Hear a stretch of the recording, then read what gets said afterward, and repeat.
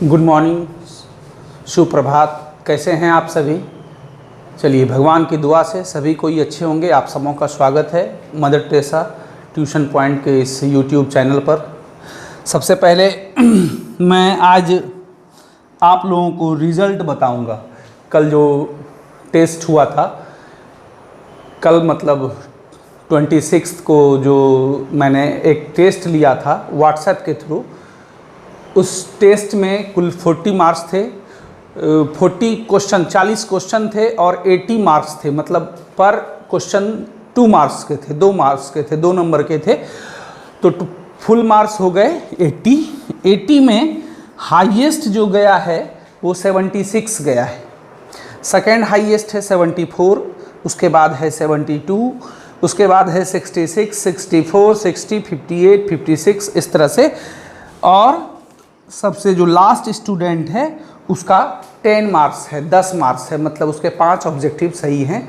तो बहुत सारे बच्चों ने टेस्ट दिया था। चलिए, जो मेहनत कर रहे हैं, जो ईमानदारी से क्लास अटेंड कर रहे हैं, उनके टेस्ट को देखकर ये बिल्कुल अंदाज़ा लग जाता है कि ये बच्चे काफ़ी मेहनत कर रहे हैं। चलिए, और भी बच्चे टेस्ट दे सकते थे। चलिए, जितने भी दिए बहुत अच्छी बात है। मैं सबसे पहले आज बता दूं कि आज 89वां क्लास होगा और आज क्लास में मैं पढ़ाऊंगा ऑब्जेक्टिव सॉल्यूशन। कल जो टेस्ट हुआ था उसमें कुछ क्वेश्चन ऐसे थे जो बच्चों को या कहिए आपको प्रॉब्लम रह गए थे।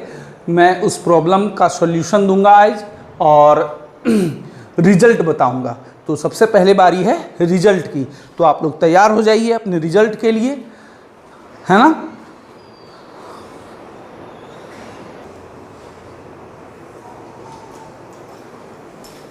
ये रहा आपका रिजल्ट।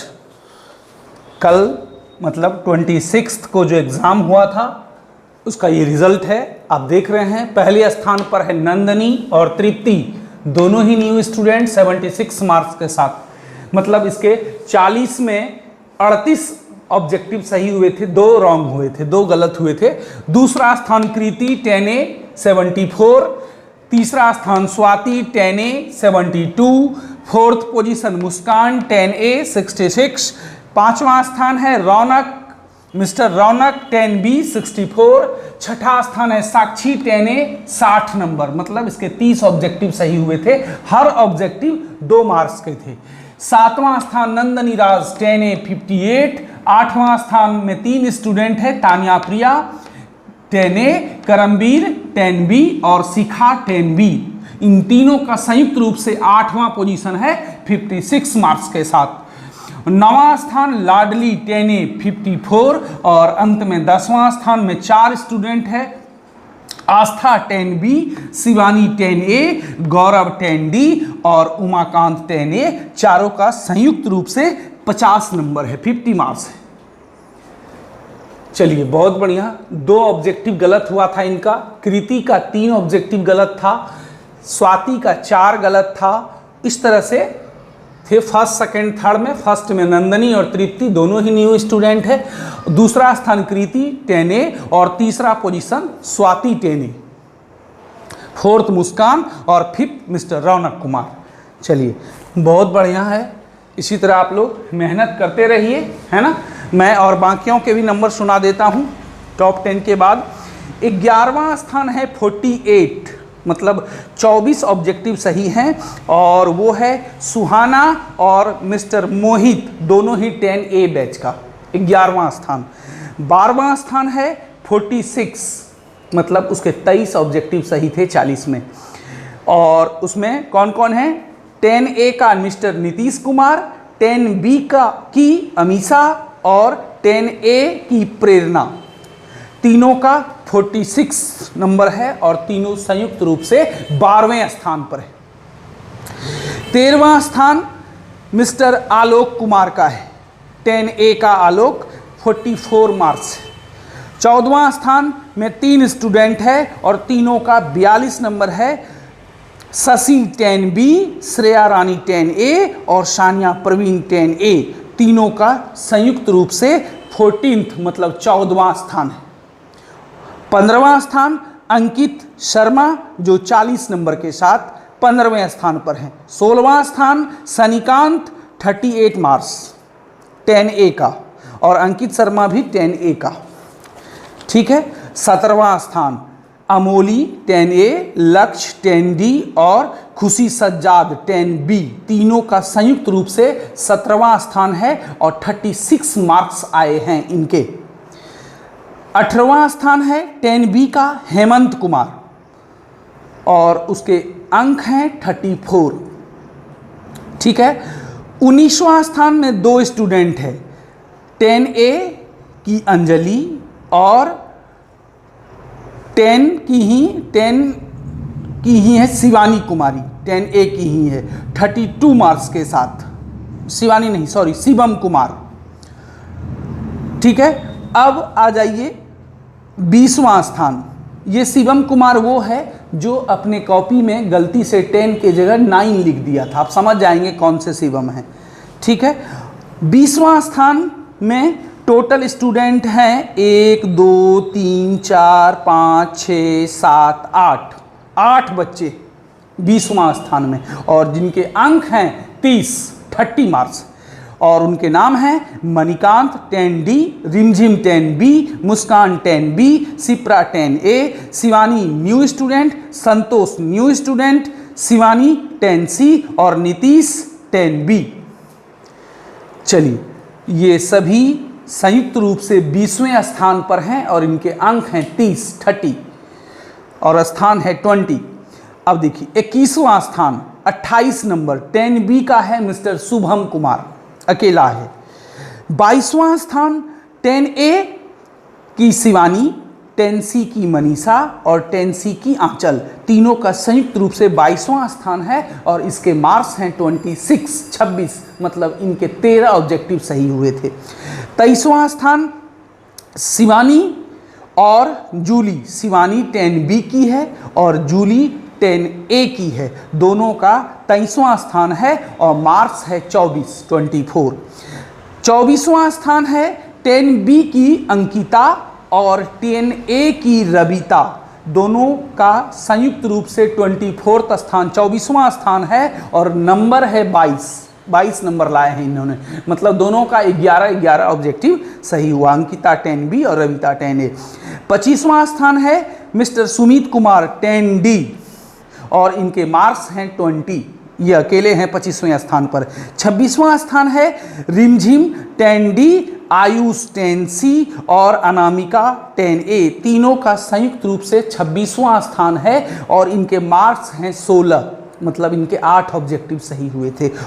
और उसके बाद राहुल हैं 10B, ये 27वें स्थान पर हैं और इनके 10 नंबर हैं। इनके कितने मार्क्स हैं? 10। और इसके बाद जो भी है 10 तक मैंने आपको सुना दिया, अब इससे नीचे मैं आपको नहीं सुनाऊंगा, ठीक है। तो 10 नंबर तक है जो मैंने आपको सुनाया। चलिए, मेहनत तो दिखता ही है लेकिन थोड़े और मेहनत की ज़रूरत है, कंसंट्रेशन थोड़ी पढ़ाई पर चाहिए, है ना। समय बीतता जा रहा है, आज इस क्लास के लास्ट में फिर मैं आपको एक कहानी सुनाऊंगा, ध्यान देंगे अंत में होमवर्क के बाद। कंसंट्रेशन कितना ज़रूरी है आपके लाइफ में, कंसंट्रेट करना होगा थोड़ा पढ़ाई पर, है ना, तभी आप जीवन में कामयाब हो पाएंगे, अपने क्षेत्र में कामयाब हो पाएंगे, अपने जीवन में कामयाब हो पाएंगे, है ना। चलिए, बहुत बढ़िया, सबको खास करके इन सारे स्टूडेंट को जिन्होंने अच्छे मार्क्स लाए हैं उनको दिल से धन्यवाद। विशेष रूप से नंदनी, तृप्ति, कृति, स्वाति, मुस्कान, रौनक, इन लोगों को और जितने भी बच्चे हैं सबको भी धन्यवाद। आप लोग भी मेहनत कर रहे हैं, थोड़ा और मेहनत की आवश्यकता है, करें, आप हमारा साथ दें, आप मेरा साथ दें और हमारा साथ हमेशा आपके साथ बना रहेगा। थोड़ा मेहनत करें, अपनी पढ़ाई पर कंसंट्रेट करें थोड़ा, है ना। चलिए, मिला जुला के ओवरऑल सही है, मेहनत तो दिखता ही है कि आपने मेहनत किया है, क्योंकि मैंने हर क्वेश्चन को चेंज कर दिया था थोड़ा थोड़ा, है ना। चलिए, फिर भी आप इतना अच्छा मार्क्स ला रहे हैं, चाहे वो साक्षी हो, चाहे नंदनी राज हो, तानिया प्रिया हो, करमवीर, शिखा, लाडली हो, आस्था हो, शिवानी हो, गौरव हो, उमाकांत हो, या इसके बाद भी 11वें 12वें स्थान पर भी जो हैं वो वाकई में मेहनत तो कर ही रहे। बिना मेहनत के आप इतना अच्छा मार्क्स नहीं ला सकते हैं, बस थोड़ा और जोर लगाना है ना। चलिए, बहुत बढ़िया, इसी तरह आप लोग अपना मेहनत जारी रखिए, हैं। उतार चढ़ाव तो आता ही रहेगा जीवन में। चलिए, तो सबसे पहले हम लोग आज क्या करते हैं, कुछ ऑब्जेक्टिव पर चर्चा कर लेते हैं, है ना, जो अधिकांश बच्चों का गलत हुआ है। टोटल सभी 40 पर तो करना संभव नहीं है एक क्लास में, तो मैं क्या करूंगा, जो हल्के सब ऑब्जेक्टिव हैं मैं उनको छोड़ दूंगा, जो मैंने पहले पिछले ऑब्जेक्टिव क्लास में बताया था, और जो अधिकांश बच्चों के गलत हुए हैं मैं उन ऑब्जेक्टिव पर केवल चर्चा करूंगा, है ना। चलिए, तो उसमें से एक है 2 नंबर, प्रथम n विषम संख्याओं का योगफल क्या होगा। 4 ऑप्शन दिया हुआ है आपका। तो प्रथम n विषम संख्या कौन कौन है, हम शॉर्टकट में लिखेंगे, उतना भाषा नहीं लिखेंगे। 1 3 5 7 9 कहाँ तक है, n तक है ना। इसमें प्रथम पद a है, common difference second term minus first term, 3 में 1 गया 2, पदों की संख्या n है, योगफल निकालना है ना। तो योगफल निकालना है, तो हम लोग क्या करेंगे, सूत्र क्या होता है कि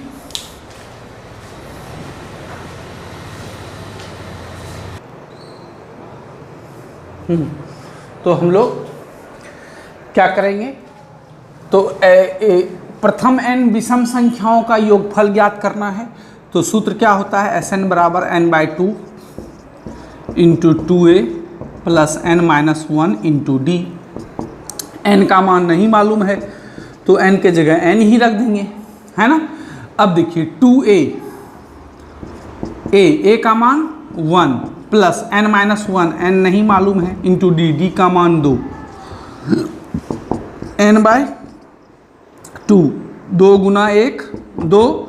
अब 2 से इन दोनों को गुना कीजिए, 2 into n, 2n, 2 into -1 -2, plus से गुना होगा तो माइनस ही रह जाएगा, +2 -2 खत्म, n/2 इंटू 2n, 2 कैंसिल, क्या हो गया n²। आंसर नंबर सी, है ना। क्या निकालना था, प्रथम n विषम संख्याओं का योगफल। तो विषम संख्या 1 से शुरू होती है, 1 3 5 7, 2 के अंतराल पर, कॉमन डिफरेंस 2 और फर्स्ट टर्म 1। चूंकि यह एपी में है, ऑब्जेक्टिव है, इसलिए वो सब भाषा नहीं लिखेंगे, डायरेक्ट सूत्र लगा देंगे। योगफल ज्ञात करना है तो योगफल का सूत्र लगा दिए, a और d का मान रख दिए, आंसर आ गया n²। एक और ऑब्जेक्टिव है 5 नंबर, जो बहुत सारे बच्चों का मिस्टेक हुआ था। प्रथम 200 प्राकृतिक संख्याओं का योग बताना है ना। तो प्रथम 200 मतलब प्राकृतिक संख्या कहाँ से शुरू होती है, 1 से। कहाँ से, 1 2 3 4, पूर्ण संख्या शुरू होती है 0 से, याद रखिएगा, 0 1 2 3 4, बस इतना ही अंतर है पूर्ण संख्या और प्राकृत संख्या में। पूर्ण संख्या में 0 होती है, प्राकृत संख्या में नहीं होती है, 1 से शुरू होती है। कहाँ तक लेना है हमको, 200 तक। 200 प्राकृत संख्या, 200वां पद 200 हो जाएगा। a बराबर 1, common difference second term minus first term, 2 में 1 चला गया 1, n बराबर नंबर ऑफ टर्म भी 200 और nवां पद भी 200। नंबर ऑफ टर्म यहां से यहां तक में कितने पद होंगे, 200, और अंतिम पद भी 200 है। चलिए, क्या निकालना है, योग। योग का बात जहां आ गया तो वहां s लगेगा, सम। सम का मतलब होता है योग। सूत्र क्या होता है, n/2 into a plus an, ये सूत्र भी लगा सकते हैं। जब an मालूम हो तो यही सूत्र लगा देते हैं डायरेक्ट, है ना। और जब an नहीं मालूम रहता है तब वो लगाते हैं n/2 into 2a plus n-1 into D. अब जैसा कीजिए, ये सब बात तो मैंने आपको पहले बता रखा है। n/2 कितना, 200/2, a प्लस an, a का मान 1 और an का मान 200। 200 से कटा दीजिए इसको, 200 में 2 से भाग दे दिए, कितना हो गया 100। 100 और अब देखिए a प्लस an 200 प्लस 1 कितना हो गया 201 को 100 से गुना करेंगे 201 पर 00। आंसर कौन सा हो गया बी। आंसर कौन सा हो गया बी। सिंपल है ना। क्या किए 200 प्राकृतिक संख्याओं का योग निकालना था। प्राकृतिक संख्या हम लोग जानते हैं 1 से शुरू होती है, a बराबर 1। चूंकि ये AP है तो AP का सूत्र लगा सकते हैं। AP का सूत्र आप जानते हैं क्या होता है। और योग निकालना है तो SN लगाएंगे। यदि nवां पद निकालना रहता तो AN बराबर सूत्र लगाते। चलिए इसको उतारिए। अब देखिए कल के टेस्ट का 7 नंबर ऑब्जेक्टिव 7, 10, 13, 16 ... 184 का अंतिम पद से 8वां पद कितना है। देखिए ये AP है, 3 3 बढ़ रहा है। शॉर्टकट में हम लोग बनाते हैं 3 3 बढ़ रहा है, इसका मतलब यहाँ से 3 कम होगा 181, 184, फिर इससे एक 3 कम होगा 178। 3 जैसे इधर बढ़ रहा है तो 184 से पहले होगा 181, 181 से पहले होगा 178। क्या कीजिए इस AP को पलट दीजिए। पलट देंगे तो 184, 181, 178 ... 16, 13, 10 और 7। यह भी एक AP हो गया। क्या किए जो AP दिया हुआ था उसको पलट दिए। क्यों पलट दिए? क्योंकि हमें अंतिम से 8वां पद ज्ञात करना है। कई तरीके से ये बनता है, बिना पलटे भी हम बना सकते हैं। ये सबसे आसान तरीका है ना। क्या किए इस AP को पलट दिए। पलट दिए तो ये हो गया। अब हम शुरू से जो 8वां पद ज्ञात करेंगे वही हमारा आंसर हो जाएगा। अंतिम पद से 8वां पद, अंतिम पद तो 184 ही था ना। अब देखिए यह भी एक AP है 184। कॉमन डिफरेंस 181 में 184 घटा दीजिए, है ना। तो छोटा में बड़ा जाएगा तो माइनस में, है ना। और कम्मा पद ज्ञात करना है 8वां पद, इसका मतलब n बराबर 8। और निकालना क्या है AN। योग नहीं ज्ञात करना है। देखिए योग ज्ञात करना रहता तो SN वाला सूत्र लगता। ध्यान रखिए यहाँ पद निकालना है, टर्म निकालना है तो हमें क्या करना होगा AN। अब देखिए AN बराबर A plus n-1 into D। तो A का मान 184 प्लस n-1, n का मान 8 - 1, D का मान -3। 8 में 1 गया 7 into -3 plus into minus, minus 7 या 21। इसको घटाइए 4 में 1 गया 3, 18 में 2 गया 16। आंसर हो गया 163, मतलब आंसर बी, है ना। बताइए क्या यह भारी है? बिल्कुल नहीं। इस तरह के कई सवाल मैंने पहले ही बताए थे। एक सवाल चैप्टर में भी था। ऑब्जेक्टिव का क्लास जो मैंने लिया था सबसे लंबा वाला क्लास, पहली बार 1 घंटा से ऊपर का क्लास गया था, उस क्लास में भी इस तरह का सवाल मैंने एक बताया था। फिर भी कल बहुत सारे बच्चों की गलती थी। अच्छा चलिए कोई बात नहीं, गलती करते करते ही सही होता है। कल मेरा पूरा दिन चला गया आपके कॉपी को चेक करने में, फिर भी खुशी है। चलिए यदि हमारे मेहनत से आपका रिजल्ट अच्छा हो सके तो हमेशा हम आपके साथ हैं। मैंने आपको पहले भी बताया था कि चिंता नहीं कीजिए, बस मेहनत कीजिए, चिंतन कीजिए, घर बैठे पढ़िए। यदि फरवरी तक भी लॉकडाउन रहेगा तो भी आपको चिंता नहीं करना है, लेकिन हाँ आपको हमारा साथ देना होगा। तब देखिए आपका रिजल्ट वही रिजल्ट होगा जो होना चाहिए। लेकिन ऐसा नहीं होगा, निश्चिंत रहिए। लॉकडाउन बहुत जल्द टूटेगा, बहुत जल्दी आपका इंस्टीट्यूट भी खुलेगा। चलिए अगले ऑब्जेक्टिव के लिए तैयार हो जाइए। देखिए अब अगला ऑब्जेक्टिव 8 नंबर, 2 अंकों वाली कितनी संख्याएं 3 से विभाज्य हैं, है ना। कल वाले क्वेश्चन में, मतलब 26 जुलाई को जो एग्जाम हुआ था उस वाले क्वेश्चन में 8 नंबर का सवाल। क्वेश्चन नंबर 8, 2 अंकों वाली कितनी संख्या 3 से विभाजित होती हैं? बताइए। सबसे पहले आप ये सोचिए कि 2 अंकों वाली संख्या कहाँ से स्टार्ट होती है? 10 से। 10 के पहले 9, वह तो एक अंक वाली संख्या है, उसमें केवल एक ही डिजिट है। और अंतिम संख्या कौन है 2 अंकों वाली? 10, 11, 12 करते करते करते अंतिम संख्या है 99। 99 के बाद जैसे हम 100 लिखेंगे तो वह 3 अंकों वाली संख्या हो जाएगी, नहीं हो जाएगी? देखिए 1 अंक, 2 अंक, 3 अंक, तो यहाँ तो बात हो रहा है 2 अंकों वाली संख्या। तो 2 अंकों वाली संख्या का सबसे बड़ा अंक कौन है? 99। तो 2 अंकों वाली कितनी संख्याएं 3 से विभाज्य हैं? अब बताइए 3 से कौन कौन कटता है? इसको ठेठ भाषा में यही बोलेंगे। तो 10 तो नहीं कटेगा, 11 नहीं, 12 कटेगा, फिर 13 नहीं कटेगा, 14 नहीं कटेगा, फिर 15 कटेगा, 12, 15, फिर 16 नहीं कटेगा, 17 नहीं कटेगा, फिर 18 कटेगा। तो कौन कौन सी संख्या विभाज्य हो रही हैं? 12, 15, 18, 21 करते करते अब ये 99 कट रहा है 3 से, कटा के देखिए, 3 तिया 9, 3 तिया, हाँ बिल्कुल कट रहा है 99। अब बताइए यह एक एपी है, 3 का डिफरेंस है तो मतलब एपी है।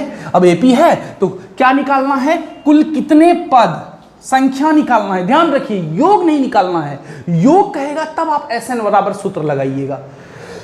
कुल कितनी संख्या मतलब कुल कितने पद हैं, पद निकालने का AN वाला सूत्र है वही लगाएंगे हम लोग। कॉमन डिफरेंस 15 में 12 घटा दीजिए, मने मन ऑब्जेक्टिव है, कॉमन डिफरेंस हो गया। अब देखिए इसमें nवां पद दिया हुआ है, AN बराबर कितना? 99 है ना। चलिए हमको निकालना क्या है? पदों की संख्या, मतलब यहाँ से लेके यहाँ तक कुल कितने पद हैं। अब आप चाहें तो जोड़ के भी निकाल सकते हैं, लेकिन टाइम बर्बाद होगा आपका।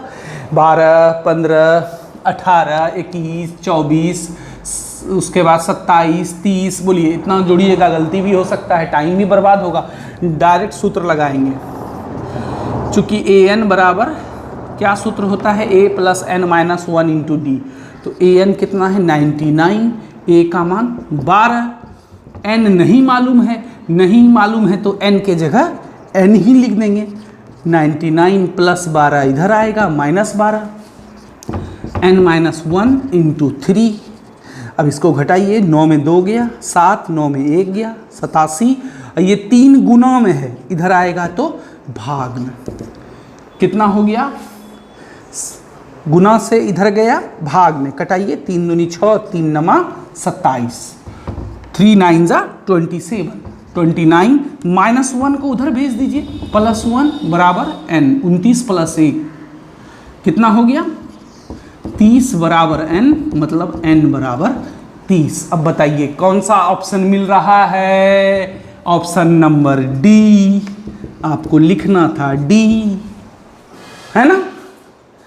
बहुत मजेदार सब सवाल था। चलिए अब देखिए अगला ऑब्जेक्टिव आपके सामने है, क्वेश्चन नंबर 9। सवाल को आप देखिए जो कल के टेस्ट में आया था। जिस बच्चे ने टेस्ट नहीं दिया है, इसलिए मैं बार बार उसके लिए क्वेश्चन भी लिख देता हूं। जिसने टेस्ट दिया है उसे तो मालूम है क्वेश्चन नंबर 9 क्या आया है, लेकिन जो नहीं दिया है तो चलिए उसके लिए क्वेश्चन यहाँ पर लिखा हुआ है। यदि किसी एपी के n पदों का योग है 3x² + 2x, योग वाला बात आ गया, मतलब SN दिया हुआ है कितना? 3x² + 2x। तो क्या निकालना है? एपी का सार अंतर ज्ञात करना है, कॉमन डिफरेंस D निकालना है। क्या निकालना है? D। देखिए n का मान 1 रखिए, 2 रखिए, 3 रखिए, बारी बारी से रखिए। तो n का मान 1 जब रखेंगे तो क्या होगा? 3 × x², मतलब 1 का square plus 2x, 2 × x, x का मान 1 रखे, है ना। इधर 1 तो इधर भी n का मान 1, तो 3, 1 का स्क्वायर 1, 2 × 1 1, गुना कर देते हैं डायरेक्ट, 3 × 1 3, अब +2 5। प्रथम पद 5, एक पद का योग बोलिए। देखिए मैंने आपको बताया था कि S1 बोलिए या A बोलिए या A1 बोलिए, तीनों एक ही चीज़ है। S1 का मतलब क्या हुआ? एक पद का योग। जब अकेला है तो योग क्या? वही हो गया प्रथम पद, है ना। यदि आप रेगुलर क्लास अटेंड कर रहे होंगे तो आपको ये बात याद होगा, मैंने कभी चर्चा की थी इस पर। चलिए, तो पहला पद निकल गया। अब n का मान 2 रखते हैं, तो शॉर्ट में करें 3 n, x का मान 2 रख दिए हम, n नहीं यहाँ x है, तो हम लोग क्या करेंगे, हाँ एक ही चीज़ है, आप n लिखिए या x का मान रखिए, क्योंकि यहाँ है तो यहाँ sx कर दीजिए, है ना। आज x n नहीं है, x है, तो हम सब जगह x का ही इस्तेमाल करेंगे, कोई बात नहीं। तो x square 2 square plus 2 into 2, तो x का मान 2 यहाँ भी रख दिए, यहाँ भी रख दिए। 2 गुना 2, 2 का स्क्वायर 4, 4 तिया 12, 2 गुना 2 4, 12 4 16। देखिए 2 पदों का योग निकल गया, है ना। अब देखिए तो a बराबर क्या हो गया, S1 बराबर 5, ठीक है। हमको कॉमन डिफरेंस निकालना है, ध्यान रखिएगा, d निकालना है। अब देखिए आपको हम बताए थे एक तरीका कि यदि दूसरा पद निकालना हो तो S2 माइनस S1, मतलब यहाँ 2 है तो यहाँ भी 2 दे दीजिएगा और यहाँ एक कम 1 दे दीजिएगा। जैसे A5 निकालना है, मतलब 5वां पद, तो इसका सूत्र हम बताए थे, याद कीजिए। S5 मतलब 5 पदों का योग माइनस उससे एक कम, मतलब 4 पदों का योग घटा देंगे तो 5वां पद निकल जाएगा। ये एक ट्रिक था जिसका यूज चैप्टर में हुआ था। चलिए मान लीजिए, हम मान लेते हैं कि आप नहीं पढ़े हैं वो चीज़, तो यहाँ समझ लीजिए दूसरा पद निकालना है तो 2 पदों के योग में यदि पहला पद घटा देंगे तो दूसरा पद निकल जाएगा। तो S2 कितना है, 16 और माइनस 5, S1 कहिए या A कहिए या A1 कहिए, एक ही बात है। 16 में 5 गया 11। अब देखिए प्रथम पद इतना और दूसरा पद इतना। अब कॉमन डिफरेंस का तरीका क्या है, सेकेंड टर्म में फर्स्ट टर्म को घटा दीजिए। सेकेंड टर्म है 11 और फर्स्ट टर्म है 5, 11 में 5 गया 6। अब देखिए ऑप्शन में इन तीनों में से किसी में भी 6 नहीं है, इसका मतलब है none of these, answer number D, है ना। हम लोग कॉमन डिफरेंस निकाले, कैसे निकाले, पहले x का मान 1 2 3 का जरूरत नहीं है, 1 2 तक ही काम चल गया। 1 रखे तो S1 निकला, 2 रखे S2 निकला, A1 तो वही हो गया, S1 कहिए या A1 कहिए या A कहिए, A1 हो गया 5। A2 कैसे निकाले, S2 माइनस S1 से, और फिर कॉमन डिफरेंस कैसे निकाले, A2 माइनस A1 से। उतारिए इसको, आप लोग अपने अपने वीडियो को पॉज करके उतार लीजिए। अब देखिए अगला सवाल, ऑब्जेक्टिव नंबर 15। ये तो बहुतों का गलत था, है ना, इसलिए इसको ध्यान से देखिए। 5 cot 5, ये 5 है, थीटा लिखते हैं कैसे, ऐसे बीच में फाड़ते हैं तो थीटा हुआ, और ऐसे फाड़ते हैं तिरछा तो 5, इसको क्या बोलते हैं 5, फ आ का दीर्घई 5। चलिए क्या है, 5 cot 5 बराबर 3 हो तो 5 sin 5 minus 3 cos 5 by 5 sin 5 plus 3 cos 5 का मान ज्ञात करना है, बराबर वाट, वाट का मतलब मान ज्ञात करना है। देखिए चूंकि 5 cot 5 बराबर 3, 5 हो या थीटा हो या A हो या B हो या C हो, उससे कोई फर्क नहीं पड़ता है, सब एक ही चीज है। cot 5 बराबर कितना हो गया 3/5, 5 यहाँ गुना में है, इधर गया तो भाग में।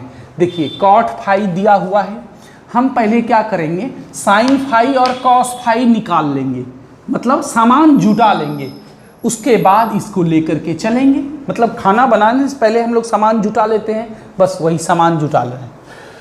क्या क्या सामान चाहिए, sin 5 चाहिए और cos 5 चाहिए।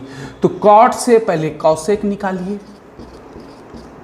cosec थीटा बराबर होता है √1 प्लस cot स्क्वायर थीटा, यहाँ थीटा की जगह 5 है तो 5 हो गया, 1 प्लस cot स्क्वायर 5, cot 5 का मान 3/5, 5 का होल स्क्वायर, भिन्न का जोड़, 3 का स्क्वायर 9 और 5 का स्क्वायर 25। 1 के नीचे 1 छिपा हुआ है, तो सबसे पहले एलसीएम ले लिए। 25 + 9 कितना हो गया? 34/25। 34 का पूरा पूरा वर्गमूल नहीं निकलेगा, तो इसको रूट के अंदर ही छोड़ देते हैं, और 25 का वर्गमूल 5। तो कॉसेक फाई का मान निकला √34/5, है ना। क्या कीजिए आप लोग, उतार लीजिए इसको 34/5। अब देखिए हमको निकालना क्या क्या है, साइन फाई और कॉस फाई। चलिए, साइन थीटा बराबर क्या होता है? 1/कॉसेक थीटा। तो कॉसेक फाई निकल चुका है, तो ये सूत्र लगा सकते हैं, है ना। कॉसेक फाई का मान √34/5, तो √34 अब बटा 5 है, तो 5 उलट के कहाँ चला जाएगा? ऊपर, मतलब हो गया 5/√34, है ना। साइन फाई निकल गया, एक समान जुटा लिए। अब दूसरा समान, चूंकि कॉस थीटा बराबर क्या होता है? √1 - साइन स्क्वायर थीटा, थीटा की जगह फाई। अब देखिए 1 - sine square phi, sine phi का मान है 5/√34। ये तो साइन फाई है, लेकिन यहाँ स्क्वायर है, तो पूरे पर क्या हो गया? स्क्वायर। अब देखिए 1 - 5 का स्क्वायर 25, √34 का स्क्वायर। हम बताए थे रूट भी हो स्क्वायर भी हो तो दोनों खत्म, 34। अब भिन्न का घटाओ, 34 - 25, है ना। 34 में 25 गया, हम क्या निकाल रहे हैं? Cos phi. 34 में 25 गया, 9/34। अब 9 का वर्गमूल 3, 34 का नहीं निकलेगा, तो उसको उतना ही छोड़ देंगे, है ना। देखिए समान रेडी। आपको क्या क्या चाहिए? साइन चाहिए और कॉस चाहिए, दोनों ही अब आपके पास उपलब्ध है। अब जो जिसका मान निकालना है उसको लेकर के चलिए, काम खत्म।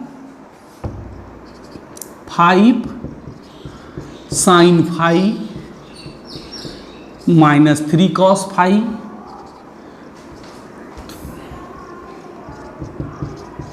5 साइन फाई +3 कॉस फाई का मान ज्ञात करना है, यही नहीं करना है। चलिए 5 × साइन फाई, तो साइन फाई का मान कितना है? 5/√34 -3 × कॉस फाई, कॉस फाई का मान कितना है? 3/√34 हो गया। अब उसी तरह नीचे में 5 × साइन फाई, तो साइन फाई का मान कितना है? 5/√34 +3 कॉस फाई, कॉस फाई का मान कितना है? 3/√34, है ना। चलिए अब इधर का मिटा देते हैं, आप लोग उतार लिए होंगे इसको। चलिए, तो अब उसको क्या करेंगे? भिन्न का जोड़ घटाव ही होगा फाइनली। देखिए 5 × 5 25/√34 -3 × 3 9/√34 बाय कितना हो गया? 5 × 5। ऊपर और नीचे एक ही चीज़ है, अंतर क्या है? ऊपर माइनस है और नीचे प्लस है ना। अब देखिए भिन्न का घटाव करेंगे ऊपर में, √34 और √34 का वर्गमूल कितना हो गया? वही √34, सेम चीज़ का वर्गमूल सेम वही होता है, कितना हो गया? 25 - 9। उसी तरह नीचे √34 25 + 9। अब देखिए 25 में 9 गया, कितना बचा? 16 बटा रूट 34 रूट 34 और नीचे वाला पलट जाएगा, है ना। शॉर्ट एक लाइन हम गैप उछल गए, 34 ऊपर चला जाएगा, 25 प्लस 9 34 नीचे, खत्म। कैसे हुआ समझ गए? पहले आप इसको जोड़ लीजिएगा, 25 प्लस 9 34 बटा रूट 34 क्या हो जाएगा, ये पलटी मार देगा, रूट 34 ऊपर और 34 नीचे, है ना। चलिए अब ये समाप्त होने वाला है। तो आप बोलिएगा सर ऑब्जेक्टिव में इतना बड़ा सवाल दे दिए। अरे देखिए, कुछ बड़ा दिए हैं तो कुछ छोटा भी दिए हैं। हम बोले थे ना मैनेजमेंट सीखना होगा, इसका समय उसमें बचा के डालना था। कितना हो गया, 16 बटा 34। अब देखिए ये कट रहा है, 2 अठे 16 और 2 से 17 बार में, तो आंसर कितना हो गया, 8 बटे 17। मतलब आंसर कौन सा मिल रहा है, सी। बहुत बच्चे यहाँ तक लाए होंगे, 16 बटे 34 तक देखे होंगे कि कोई भी ऑप्शन नहीं मिल रहा है, बस डी मार दिए होंगे। देखिए ये 2 से कट रहा था। क्यों ऐसा बोला मैंने, क्योंकि बहुत सारे बच्चों का ऑप्शन डी था, तो हमको लगा कि हो सकता है यहाँ तक लाए होंगे, 2 से ऊपर नीचे कट रहा था, नहीं कटाए, तो सोचे कि नन ऑफ दीज होगा, लेकिन नहीं, कट रहा था, कट के आया 8 बटे 17, इसलिए आंसर हो गया सी। अच्छा सवाल था। इस टाइप का सवाल सब्जेक्टिव में भी बहुत पूछा जाता है। इसको उतारिए आप लोग जल्दी से, अपने वीडियो को पॉज करके। चलिए अब 24 और 25 नंबर ऑब्जेक्टिव जो बहुतों का गलत था। देखिए ए बी सी समांतर श्रेणी में है, तो बी बराबर क्या होगा। देखिए मैंने आपको बताया था कि जब ये तीनों कोई 3 टर्म एपी में होता है, जैसे 7, 10 और 13, तो बीच वाला पद क्या होता है, इन दोनों पद को जोड़ के 2 से भाग दे दीजिए, ये बीच वाला पद निकल जाएगा। मैंने आपको कभी बताया था। तो उसी तरह से यहाँ बीच वाला पद पूछा जा रहा है, बी बराबर क्या होगा, तो इन दोनों को, दोनों इसके बाएं और जिसके दाहिने दोनों को जोड़ दीजिए, 2 से भाग दे दीजिए, यही होगा बीच वाला पद। मतलब बीच वाला पद इन दोनों पदों के औसत के बराबर होता है। औसत कैसे निकालते हैं, दोनों को जोड़ के 2 से भाग दे करके, एवरेज कहिए या माध्य के बराबर होता है ना। ऐसा कुछ भी हो, जैसे X Y Z A P में है समांतर श्रेणी में, तो y बराबर क्या होगा, मतलब बीच वाला पद क्या होता है, उसके पहले वाले और उसके बाद वाले के औसत के बराबर होता है। मतलब दोनों को जोड़ के 2 से भाग दे दीजिए, यही हो गया बीच वाला पद। तो यहाँ पर आंसर था, तो b बराबर पूछा जा रहा था, तो यहाँ हो जाता b बराबर a plus c by 2। Okay, अब देखिए आ जाइए 25 नंबर, एक्स वाई जेड का समांतर माध्य बताना था, है ना। मैंने जस्ट पिछले ऑब्जेक्टिव क्लास में बताया था आप लोगों को कि समांतर माध्य कहिए या माध्य कहिए या औसत कहिए, तीनों एक ही चीज है। कैसे निकालेंगे समांतर माध्य, तीनों को जोड़ देंगे और कितना संख्या है, 1 2 3, तो 3 से भाग दे देंगे, यही आंसर हो गया। यहाँ आंसर हो जाएगा x plus Y plus Z by 3। मान लीजिए 5 संख्या रहता, तो पांचों को जोड़ करके बटा, यहाँ 3 नहीं रहता, बटा 5 हो जाता, यही है समांतर माध्य, या माध्य भी कर सकते हैं या औसत भी कर सकते हैं, एवरेज, है ना। 10 संख्या रहता तो 10 को जोड़ के बटा 10 से भाग देते।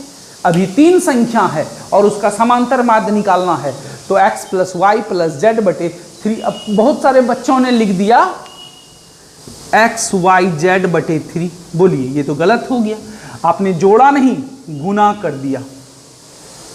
ये अलग अलग चीज है ना, ये अलग वेरिएबल है, ये अलग वेरिएबल है, ये अलग वेरिएबल है, ये जुटेगा नहीं, यही आंसर हो जाएगा, है ना। जैसे हम बोलते हैं 4 कुर्सी 6 टेबल और 2 ब्रेंच, तो आप क्या बोलते हैं 12 ब्रेंच, जुट जाएगा, कुर्सी ब्रेंच बन जाएगा, नहीं। उसी तरह से x अलग है, y अलग है, z अलग है, यही आंसर हो जाएगा x plus Y plus Z बटे 3। ये वाला गुना में नहीं लिखना है ना। चलिए तो इन दोनों को उतारिए। अब देखिए अगला ऑब्जेक्टिव 33 नंबर ऑब्जेक्टिव बहुतों का गलत था। जबकि बताइए ये क्या है, एक सूत्र है cos 2a, मैंने लिखाया था आपको सूत्र वाला फॉर्मूला वाला, एक इस पे अलग से क्लास जो हुआ था आप देखे होंगे। sin 2a बराबर क्या लिखाए थे, 2 sin a into cos a। cos 2a बराबर क्या होगा, cos square a minus sine square a, यही आंसर हो गया। सूत्र है ये, इसमें क्या दिमाग लगाना है, या इसको आप ऐसे भी लिख सकते हैं 2 cos स्क्वायर a माइनस 1, या इसको और एक चीज लिख सकते हैं 2 1 माइनस 2 साइन स्क्वायर a। दोनों तीनों में आप कुछ भी लिख देते तो यह सही हो जाता।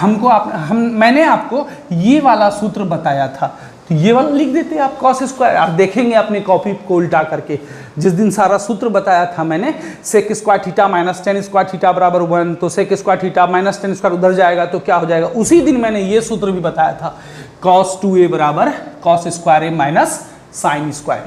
चलिए हो गया। अब आते हैं हम लोग किस ऑब्जेक्टिव 35 नंबर। ये तो शायद किसी का भी सही नहीं हुआ था, है ना, जहाँ तक मुझे याद है ये किसी भी बच्चे का सही नहीं हुआ था। किसी एक आध का हुआ था, वो भी हमको लगा कि अंदाज से ही हो गया होगा ऐसे। खैर चलिए ठीक है, यदि अपने मन से बनाए हैं तो बहुत अच्छी बात है। चलिए sec theta plus tan theta बराबर एक्स, देखिए इस तरह से मिलता जुलता एक सूत्र मैंने आपको बताया था, सूत्र नहीं सवाल ऑब्जेक्टिव वाले क्लास में, लेकिन थोड़ा ये डिफरेंट है। चूंकि ये सूत्र sec square theta minus tan square theta बराबर 1 होता है, तो देखिए तो इसको A square minus B square पे बैठा दीजिए तो क्या हो जाएगा, sec theta plus tan theta into sec theta minus tan theta बराबर 1। अब देखिए sec theta plus tan theta बराबर एक्स दिया हुआ है, तो इसके बदले एक्स रख दीजिए। इधर क्या बच गया, sec theta minus tan theta, sec theta minus tan theta बराबर 1। ये x गुना में है, इधर गया भाग में। इसको मान लीजिए समीकरण 1, इसको मान लीजिए समीकरण 2। Equation first plus equation second, है ना। तो अब ये फर्स्ट है, ये सेकेंड है, हमको क्या निकालना है, दोनों को जोड़ दीजिए। हम क्यों जोड़ रहे हैं, वो विलोपन विधि याद कीजिए आप लोग, उसमें यदि हम जोड़ दें तो प्लस 10 और माइनस 10 कट जाएगा, सेक थीटा का मान निकल जाएगा। सेक थीटा प्लस 10 थीटा बराबर X, sec theta minus 10 theta बराबर 1 by X, plus 10 theta minus 10 theta खत्म हो गया। क्या हुआ, 2 sec theta, sec plus sec 2 sec, X plus 1 by X. अब देखिए भिन्न का जोड़ करेंगे, इसको एक्स स्क्वायर प्लस 1 हो जाएगा भिन्न का जोड़, है ना। हमको क्या करना है, सेक थीटा का मान निकालना है, तो ये 2 गुना से चला जाएगा भाग में, x square plus 1 by 2x, यही आंसर हो गया। सेक थीटा बराबर कितना आंसर हो गया, x square plus 1 bye 2x, है ना। बहुत सारे बच्चे अधूरा बना करके छोड़ दिए थे यहीं तक, सेक थीटा माइनस 10 थीटा बराबर 1 बाय एक्स, तो सेक थीटा बराबर 1 बाय एक्स प्लस 10 थीटा, वो तो इनकम्प्लीट हो गया ना, है ना। आपको पूरा सेक थीटा का मान निकालना था, तो मान तो वो नहीं हुआ, मान क्या हुआ फाइनल, दोनों को जोड़े दोनों समीकरण को, तो प्लस 10 माइनस 10 कट गया, कट छट के सेक थीटा का फाइनल मान निकला x square plus 1 by 2x। चलिए अब बारी है आज के होमवर्क की, तो सुन लीजिए आपका होमवर्क है, कल जो मैंने टेस्ट लिया था 40 ऑब्जेक्टिव, 20 ऑप्शन वाले थे, 20 फिल इन द ब्लैंक्स थे, सभी 40 ऑब्जेक्टिव को आपको बना करके मुझे जल्द से जल्द भेजना है। हो सके तो आज शाम तक मेरे व्हाट्सएप नंबर 9934984530 पर या कल सुबह 7 बजे तक लास्ट, है ना। एक बात मैं फिर से कहूँगा कि जो ऑब्जेक्टिव बनाने वाले हैं उसको बनाना है, डायरेक्ट आंसर नहीं लिखना है। हाँ, कुछ ऑब्जेक्टिव ऐसे भी हैं जिसके डायरेक्ट आंसर लिखे जाएंगे तो अलग बात है, तो फिर आप डायरेक्ट लिख दें। जैसे आप cos 2a का सूत्र लिखना है तो वो तो डायरेक्ट बराबर हो जाएगा cos स्क्वायर ए माइनस साइन स्क्वायर ए, वो ठीक है। लेकिन जो बनाने वाला है उसको बना करके तब, जैसे अभी मैंने आपको बताया क्लास में, जैसे 7 नंबर का बना करके फिर लास्ट में आंसर सी, आंसर डी, है ना। या भरने वाला भी है, जो यदि बनाने वाला है उसको बना के तब आप आंसर लिखेंगे, ठीक है। तो यही आपका होमवर्क रहा कि कल जो टेस्ट हुआ था 26 जुलाई को 40 ऑब्जेक्टिव का, वो 40 ऑब्जेक्टिव बना करके आपको भेजना है ढंग से। और कल से मैं फिजिक्स एक्सरसाइज 2 स्टार्ट करूँगा, है ना। पढ़ाऊँगा फिजिक्स और होमवर्क दूंगा मैथ का भी और थोड़ा बहुत फिजिक्स का भी, है ना। तो कल वाला बात कल देखेंगे, ठीक है। तो आपका होमवर्क, आज का होमवर्क क्या रहा, 40 ऑब्जेक्टिव बना करके आपको भेजना है जल्द से जल्द, जो कल टेस्ट हुआ था। और अब अंत में, जैसा कि हमारा कमिटमेंट था आपके साथ कि आपको हम एक छोटी सी कहानी सुनाएंगे, मोटिवेशनल कोई कहानी सुनाएंगे, है ना। एक बात चली थी कंसंट्रेशन की। कंसंट्रेशन आपके जीवन में कितना आवश्यक है, मतलब किसी भी चीज पर केंद्रित होना। यदि हम अपने किसी भी चीज पर, चाहे वो हमारा एम क्यों ना हो, यदि हम उस पर कंसंट्रेट हैं तो हमें इधर उधर की कोई बातें दिखाई नहीं देगी और हम उसे अचीव कर सकते हैं। इसके पीछे मैं एक छोटी सी कहानी आपको बताता हूँ। एक औरत थी, वो एक दिन मंदिर गई। जब वो मंदिर गई तो उसे काफ़ी दुख हुआ देख करके, वहाँ का सिचुएशन देख के उसे काफ़ी तकलीफ हुआ। क्यों? कोई फ़ोटो खींच रहा है, भगवान की फ़ोटो खींच रहा है, कोई सेल्फी ले रहा है, कोई आपस में बातें कर रहा है, किसी का ध्यान पूजा पर है ही नहीं। जिस चीज़ के लिए लोग मंदिर जाते हैं उस बात पर ही लोगों का ध्यान नहीं है, है ना। कोई गार्डन में खड़ा है, बातें कर रहा है, कोई फ़ोटो खींच रहा है, मतलब इस तरह की बहुत सारी क्रियाकलाप, पूजा पाठ तो उसे दिखाई दिया नहीं। उसे बहुत तकलीफ हुआ। वो मंदिर के पुजारी के पास गई, बोली बताइए ये मंदिर है, यहाँ पर कोई पूजा पर बहुत कम लोगों का ध्यान है, नहीं के बराबर। कोई फ़ोटो ले रहे हैं, कोई बातें कर रहे हैं, कोई कुछ कर रहे हैं, कोई भगवान की फ़ोटो, कोई अपनी फ़ोटो, बस यही चल रहा है। बताइए ये तो गलत बात है। बहुत अंदर से वो दुखी हुई। तो पंडित जी बोले कि एक काम करो, तुम्हारे सवाल का जवाब हम कल देंगे कि आखिर ऐसा क्यों है ना। तुम कल क्या करना, कल तुम पैदल अपने घर से यहाँ मेरे घर आना, यहाँ मंदिर आना, पैदल आना, ठीक है। और दूसरा, 1 लोटा जल लेके आना, 1 लोटा जल, और पूरा भरा हुआ होना चाहिए, उसका पानी गिरे ना रास्ते में। वो लेकर के तुम मंदिर कल आना। कल मैं तुम्हारे प्रश्न का जवाब दूंगा कि आखिर ऐसा क्यों है। ठीक उसने वैसा ही किया। अगले दिन वो घर से पैदल निकली, 1 लोटा जल पूरा भर के, और धीरे धीरे पूरा ध्यान केंद्रित करके कि 1 बूंद जल भी रोड पर ना गिरे। धीरे धीरे वो मंदिर पहुंची, बाबा के पास गई, पुजारी के पास कि बाबा मैं आ गई, आपने बोला था ऐसा करने, आप मेरे प्रश्न का जवाब देंगे, ऐसा आखिर क्यों है। तो उसने बोला कि अच्छा बताओ तुमने आज क्या देखा, क्या क्या देखा मंदिर में। जब तुम आ रही थी पैदल लोटा लेके, लोटा में जल लेकर के, वो जल पूरा लबालब भरा हुआ था, तुम क्या देखी।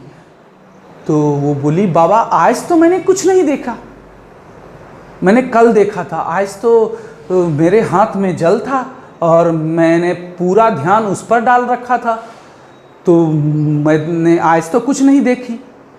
बोली बस यही जवाब है तुम्हारे प्रश्न का।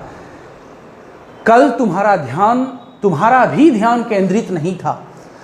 यदि तुम्हारा ध्यान केंद्रित रहता कंसंट्रेशन रहता भगवान के प्रति तो तुमको अगल बगल की कोई बातें दिखाई नहीं देती।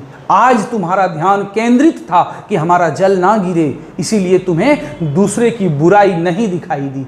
तुम्हें केवल अपना एम, अपना उद्देश्य, अपना लक्ष्य प्राप्ति की ओर तुम्हारा ध्यान था कि हमें किसी भी तरह बिना एक बूंद जल गिरे रोड पर मैं पूरा जल लेके कैसे मंदिर पहुंचूं। इसीलिए आज तुम्हें दुनिया की बुराई नहीं दिखाई दी, है ना। बस अब देखिए छोटी सी कहानी हमें क्या शिक्षा देती है। उसी प्रकार यदि हम अपना ध्यान, पूरा कंसंट्रेशन अपने जीवन में अपने लक्ष्य की प्राप्ति को बना दें तो हमें लोगों की बुराई नहीं दिखाई देगी और तभी हम उस लक्ष्य को प्राप्त भी कर सकते हैं। अक्सर क्या होता है, आदमी को लोगों की बुराई अधिक दिखती है। फलाने ने ऐसा किया, फलाना ऐसा है, फलाने का बेटा ऐसा है, फलाने की बेटी ऐसी है।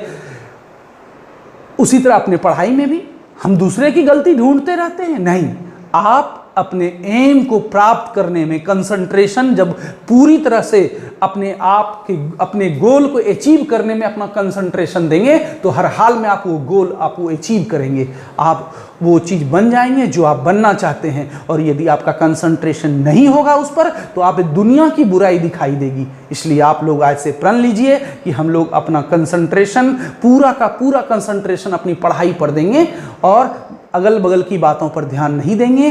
कौन क्या कर रहा है, कौन नहीं कर रहा है, पूरा कंसंट्रेशन अपने आप पर, दूसरे की बुराई पर नहीं, है ना। चलिए, तो आज का क्लास इस छोटी सी मोटिवेशनल स्टोरी के साथ मैं समाप्त कर रहा हूं। आप लोग अच्छे से रहें, खुशी से रहें, अपने परिवार का ध्यान रखें, मम्मी पापा, दादा दादी, चाचा चाची, भाई बहन सबों का ख्याल रखें, अपना बहुत ख्याल रखें। धन्यवाद।